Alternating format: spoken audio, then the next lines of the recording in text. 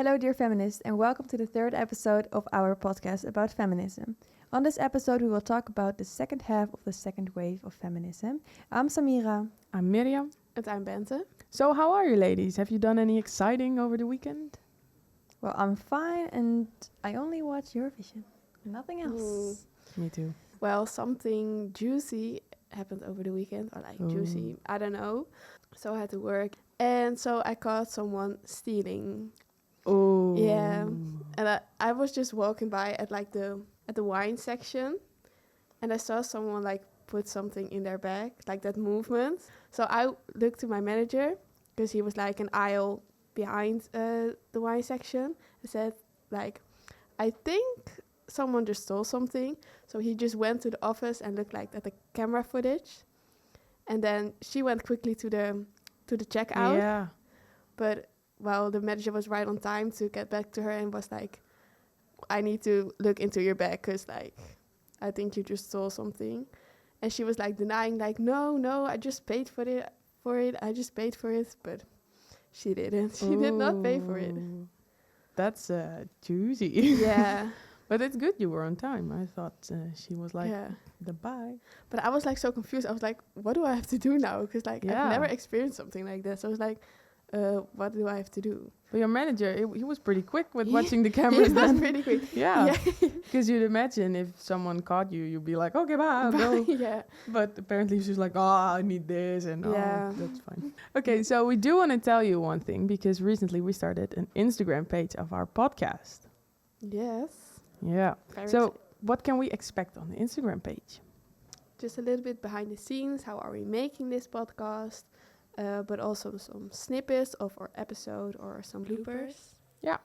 A lot of interesting and fun stuff. Yeah, I'll show the title of the podcast in screen. But for those who are listening, it's called dearfeminist.podcast. Follow it. Yes. So last episode we ended with the Dolomina's and all that they have accomplished for women in the Netherlands, inspired by American feminists. In this period of the second wave, there came a separatist phase in the movement, a women-only movement also called, with an emphasis on raising awareness of the meaning of being a woman, based on women's solidarity, women's culture, and the creation of own spaces where men were not allowed. These were places like women's houses, shelters, parties, and women's self-defense courses. So, do you think this was helpful, or did it contribute to a bigger gap between men and women? I think it's a bit of both, because I think it makes the gap a little bigger, because now women have their separate stuff Mm-hmm. where men are not allowed. But I also think that also creates a bit of more equality, because men also had those kind of things where women were not allowed. So I think it would be kind of the same. I agree. Nice. It's a bit of both. Yeah. What I think is good is that there came women-specific health centers and mental health initiatives, because this was also focused on men. Both men and women can experience mental health differences like ADHD. So, like you said about ADHD, with men and women there are a lot of different symptoms. A lot of women get consultated, is that the right word? With ADHD way later in life. They usually are around their 30s, when with men it's already consultated when they are children. Yeah. But I also think it's with a lot of illnesses. Yeah, like heart attacks. Yeah, like women have different symptoms than men, and for women there are not really known the symptoms. Yeah. So it usually just happens, and then they don't really know what it is when they go to the doctor, for example. Or it's always stress. Yeah, stress. That's so annoying. Yeah, It's always stress. stress, Yeah. or like from birth control or anything. Yeah. Yeah. That's one of the first questions. Are you on birth control? That's one Mhm. of the first things they Yeah. ask you, if you have any pains. Oh, that's so annoying. So let's continue.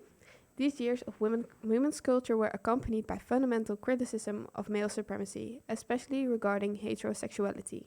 There followed a period of discovery of abuse and sexual violence against women, later followed by the discovery of child sexual abuse, which is terrible. But there was also a fierce struggle around female sexuality and what women want. Unmarried motherhood used to be a shame for the mother. Now it became a more serious option to have a child without a man. And what I want to say about the sexual violence and the child sexual abuse, Short after the discovery, there also came laws for this to make it illegal. That's good. Yeah, That's good to give children a voice and women. yeah, That's good. It was about time. Yeah, it really was. yeah. I mean, it's terrible, especially for children. I can imagine you Mhm. don't dare to tell a Yeah. parent or a guardian, like, Maybe they don't This even know what's happened? happening or for if example. it's right. Yeah. And now they have a law, and I mean, doesn't mean that everyone stays to the law and does Mhm. everything correctly, but at least people can get to jail for it now. Yeah, That's a good thing. that's very. They get punished. They get punished. Yeah, That's a for good- the bad things that they do. As Yeah. they should be. Yes. Yeah. So there also came more room for lesbians to be visible and taking a leading role in the Netherlands. In America, the first gay parade was in 1970, a year after the riots in Stonewall, which we also talked about in the second episode. And the official chant of this parade was "Say it loud, gay is proud," which I still I love think it. is a chant that's being used. Short but very useful. Short but powerful. Yeah. I Yes, think. I love it's so, it. It's so nice. It tells everything you want to know. Yeah, it's what Yeah, they want. It Yeah, says everything that needs to be said Yes. in like a few words. Yes. it's strong. It's Kort maar short. krachtig. Yeah, like we say in Dutch. Kort maar Kort maar krachtig. krachtig. Short but powerful. Yes. So in the Netherlands, the lesbian action group Purple September was perhaps the most radical action group, even more radical than the Dolomina's. In October 1970, they came with their first magazine.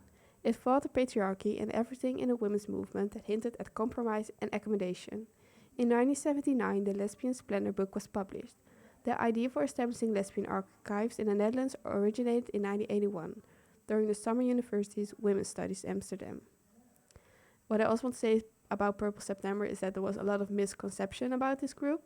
A lot of people thought that Purple September believed that only lesbians could be real feminists, which is Weird. not true. That's not really logical. Yeah.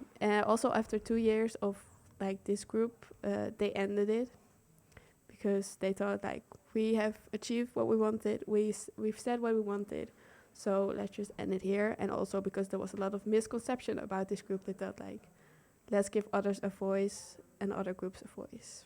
I think it's smart to like when you have reached your goals to just like quit instead of trying to continue without like an actual goal, because it's Yeah. always going to be less than it used to be, and Yeah. the misconceptions are just kind of ruins it, I guess. Yeah. I I mean, think they, their image was ruined. yeah, they quit Yes. when they achieved what they wanted to achieve, not because they were like, it's useless. Mm-hmm. That's a good thing. So in this time period, women's programs appeared on radio and TV. The feminist radio show Hear Her was broadcasted by VARA from 1970 and 1983 in the Netherlands. And this was a radio show that talked about feminist subjects and things that were going on with like the Dolomina's, for example.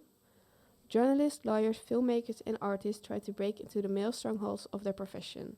Feminist men organized themselves into a men's emancipation movement that largely supported the demands of feminists. The government embarked on emancipation policies, and feminist officials strive to preserve gender equality in the law and policy under pressure from feminists. And they also accomplished this because what we later will talk about is the law that came for more gender equality. However, since this case, there have been pushes by states to once again criminalize abortion or make it difficult or impossible to access the procedure. So to get back to the United States, in the case Roe v. Wade in 1973, the Supreme Court determined that the Texas law criminalized abortion was unconstitutional except in the case of a threat to the mother's health.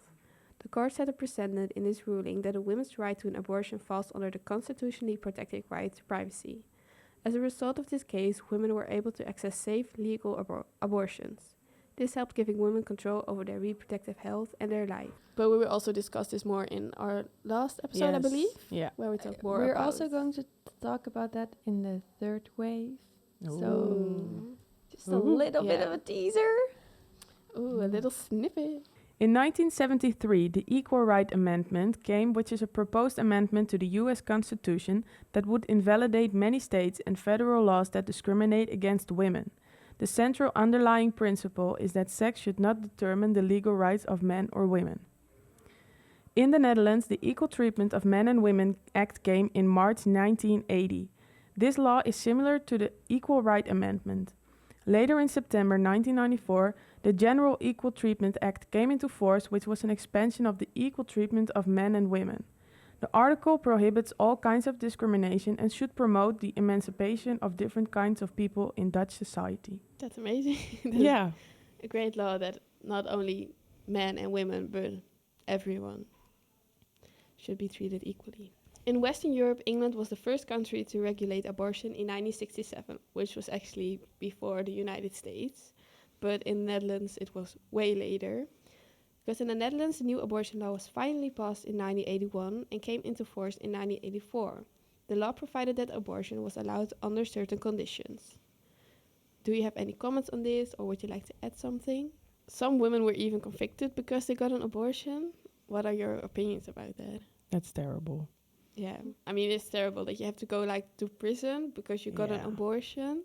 I mean, it Yeah. could be threatening for her health. She would die if she got the baby, or maybe she got the baby under certain Yeah. circumstances, which Yeah. weren't good for the baby to be born. But But that it happened in a way that she didn't want. Might yeah, be.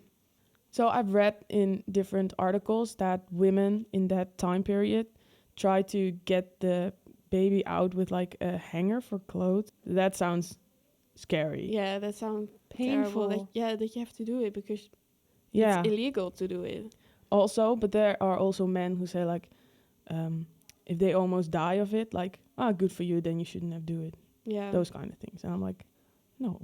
and there were only like a few doctors that did illegal abortions. Yeah, and that was for if they could die of it, or I think in some states, rape, but Mhm. not everywhere. Which sounds worse, the worst thing ever. Yeah. Imagine getting raped, and if you get pregnant of it, just keep it. Yeah, that you have to keep the baby. You don't want Yeah. it. You would never be You happy will with always that get child. reminded of it. Yeah, you would never be happy with that child. But I feel like it would, like, why wouldn't you just, like, the abortion is going to happen anyway. So why not safely?